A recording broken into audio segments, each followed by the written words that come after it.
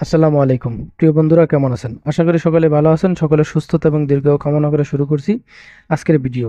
আজকে আমরা আলোচনা করব রেনামেসিন ট্যাবলেটের কার্যকারিতা নিয়ে। আমরা যারা বাসা বাড়িতে হাঁস মুরগি পালন করি, আমরা হাঁস মুরগির যে কোনো রোগের জন্যই রেনামেসিন খাওয়াই থাকি। কিন্তু রেনামেসিন মূলত কোন রোগের কাজ করে এবং কোন রোগ দেখা দিলে রেনামেসিন খাওয়াতে হবে এবং কতটুকু খাওয়াতে হবে, এটা আমরা অনেকেই জানি না। তাই আজকে আমরা আলোচনা করব রেনামেসিন ট্যাবলেট কোন কোন রোগের জন্য খাওয়াবেন এবং কতটুকু করে খাওয়াবেন।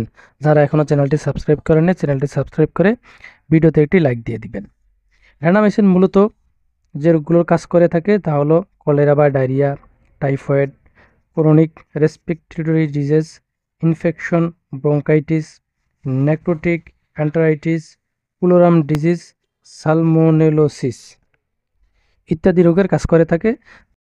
যদি আমি আরও সহজ ভাষায় বলি, যেমন হাঁস মুরগির সবুজ পাতলা পায়খানা হলে খাওয়াতে পারবেন, মুখ নীল হয়ে যায় অথবা সবুজ হয়ে গেলে, জুটি যখন ফুলে যায়, কাশি এবং শ্বাসকষ্ট হলে এবং গলার মধ্য থেকে গদগদ শব্দ হলে রেনামেসিন ট্যাবলেট খাওয়াবেন। এছাড়াও নাক দিয়ে পানি পড়া ইত্যাদি রোগগুলোর জন্য রেনামেসিন খাওয়াতে পারবেন।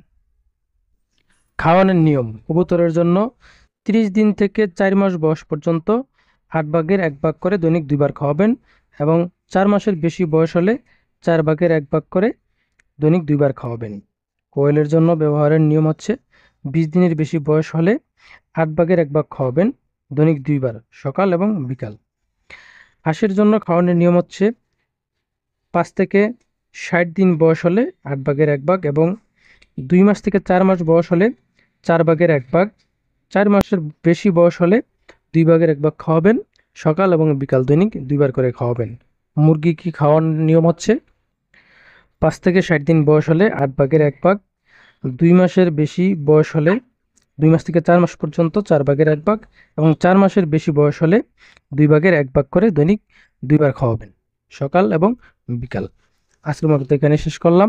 দেখা হবে পরবর্তীতে অন্য কোনো ভিডিওতে। সে পর্যন্ত সকলের সুস্থতা এবং দীর্ঘায়ু কামনা করে এখানে শেষ করলাম। আল্লাহ হাফেজ।